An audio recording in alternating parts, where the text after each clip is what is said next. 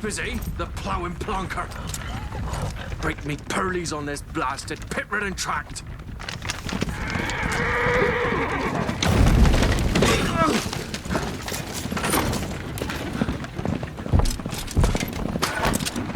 Where's fear not dry road? Aye, the devil's out there! This running from!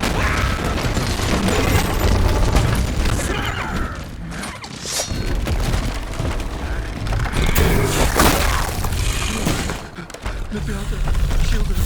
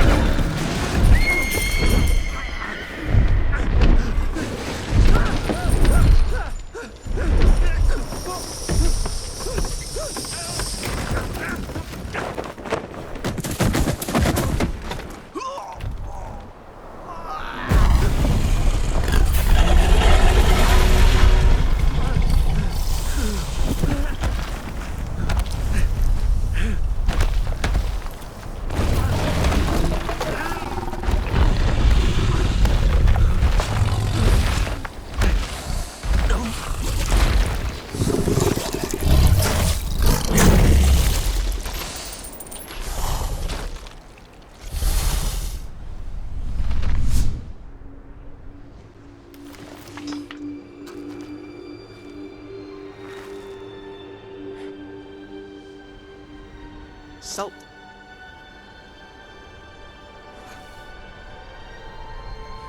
Almost had me fooled, Fruin.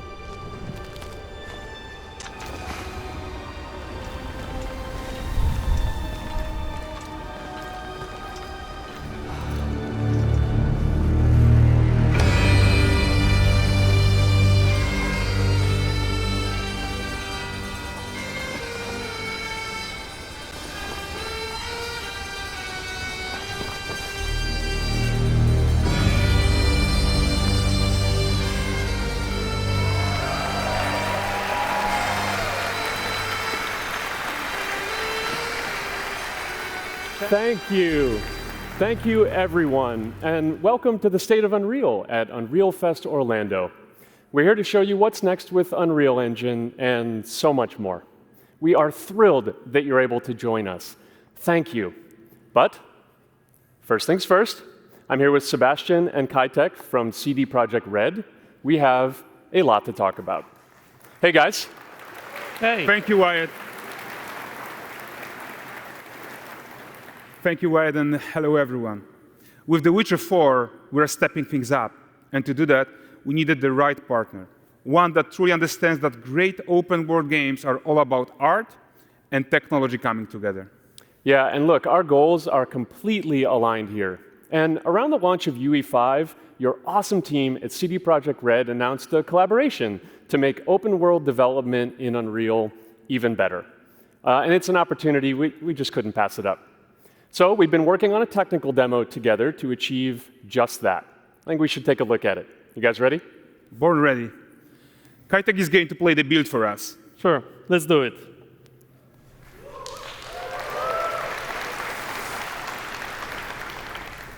This is a technological showcase set in the world of The Witcher 4. What you just saw and are going to see now is running on a standard PlayStation 5 at 60 FPS with ray tracing. So in the game, you'll be playing as Ciri, a professional monster slayer, a witcher. She explores the world and hunts down monsters for coin. The region we are in is called Kovir, and you'll get to explore it in a game. Right now, Ciri is investigating a monster, and after gathering new clues, she is heading back to a nearby village.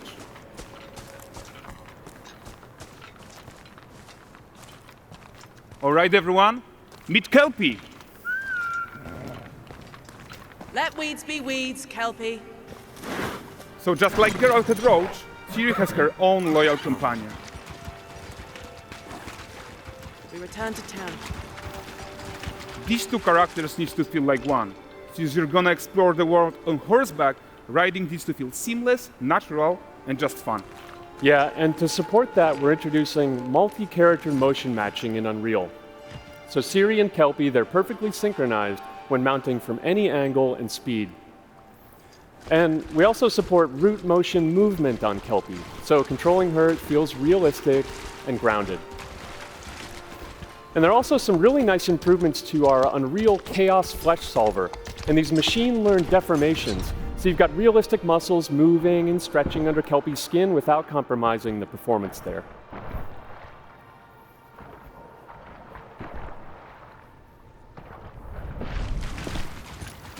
So let's leave Siri behind for a second and talk about the world itself.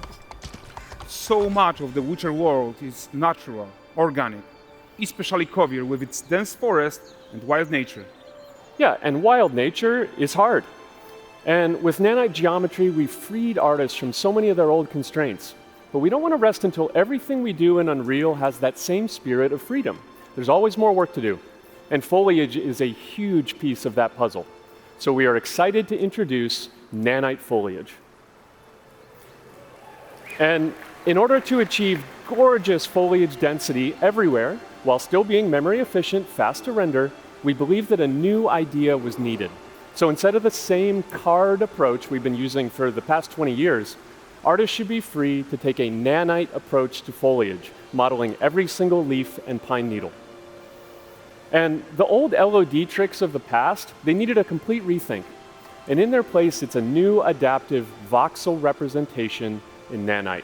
It's volumetric, it's fully 3D, it is super fast to render. And these dense clusters of triangles turn into these cubes, which at a distance, they're no larger than a pixel, and they react to the changing light of our dynamic sun and our shadows, and they allow artists to render whatever amount of foliage is needed to achieve their vision without compromise. And no compromise means how ambitious we are when it comes to bringing our vision to life with incredible visuals.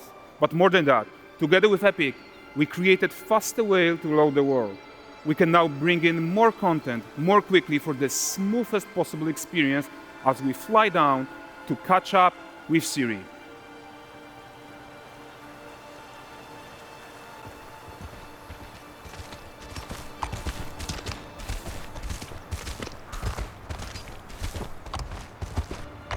Welcome to Valdrest. So Valdrest is a port town, a hub for fishing, trade and mining. It's one of those places where you can meet shady characters or overhear gossip from other lands. It's also where Ciri took on her current contract.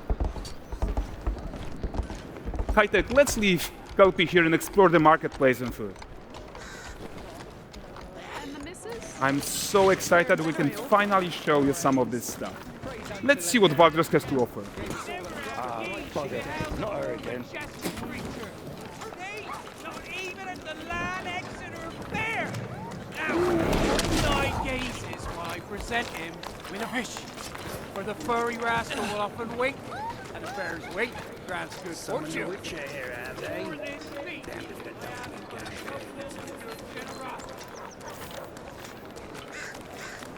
Pardon. Guys, notice how responsive the world is. Character actions directly affect what happens around you, sometimes even setting off chain reactions. Everything is working together.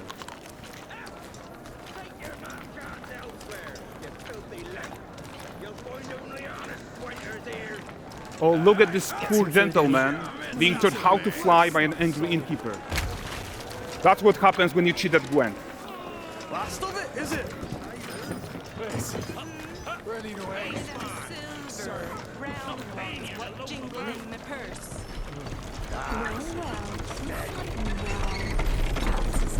Okay, so this is the guy who gave the series quest his own. Like you probably suspect, he has his own agenda in all of this. You're off your tits again, Wilfred. Get your ass up.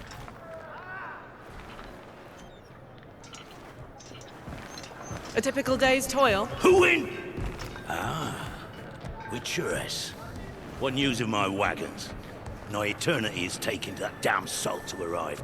I found them. And, well, suffice to say, they'll not reach you.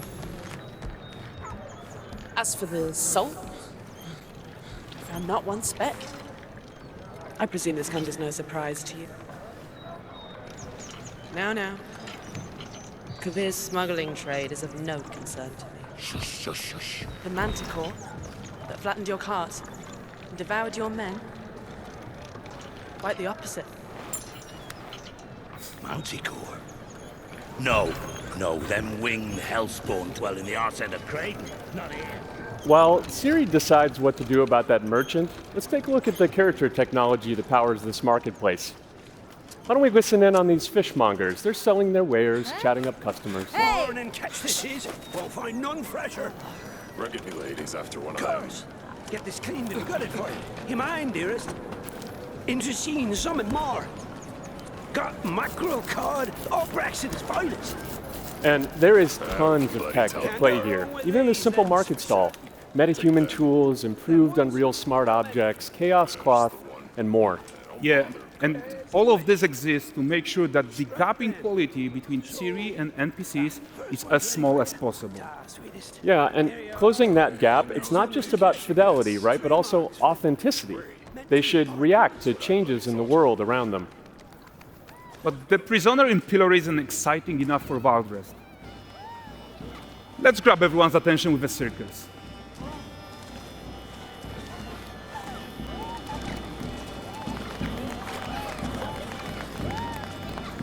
But the great performance deserves a huge crowd though. Let's crank it up.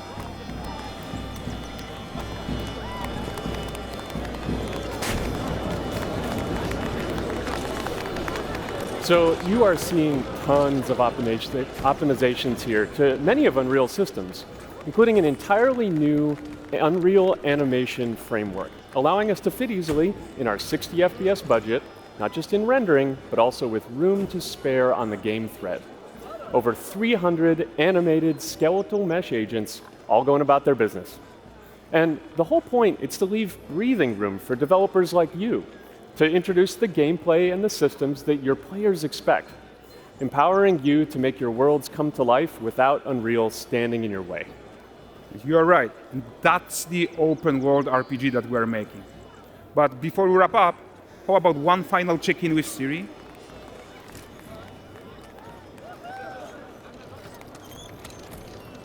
We are making this game to be the most immersive and ambitious open world Witcher game ever. And we are making this a reality thanks to our work on Unreal with the team at Epic. I think what we are doing together is going to bring in a new generation of open world RPGs, and I'm so proud of what we accomplished so far. We are too. So we're almost done, but before we go, here's a small gift for all Witcher fans. A first look at Lanexeter.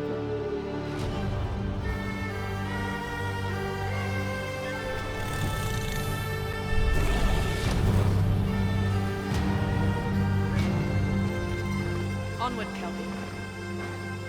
We've worked.